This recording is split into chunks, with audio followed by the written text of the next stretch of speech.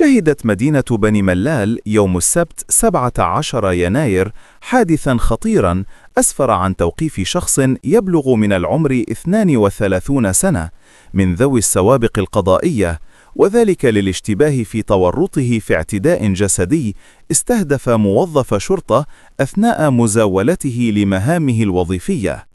وتعود تفاصيل الواقعة إلى تدخل أمني وسط المدينة، حيث كان ضابط أمن مرفوقاً بعنصر من فرقة السير والجولان يعملان على تنظيم حركة المرور، قبل أن يتم توقيف سائق دراجة نارية لعدم توفرها على لوحة ترقيم وعدم استعمال الخوذة الواقية.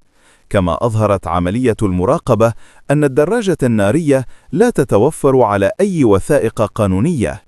وخلال إجراءات المراقبة رفض السائق الامتثال لتعليمات رجال الأمن، وقام بإحداث فوضى بالشارع العام قبل أن يعمد إلى استعمال سلاح أبيض، متسبباً في إصابة ضابط الأمن بجروح على مستوى الوجه.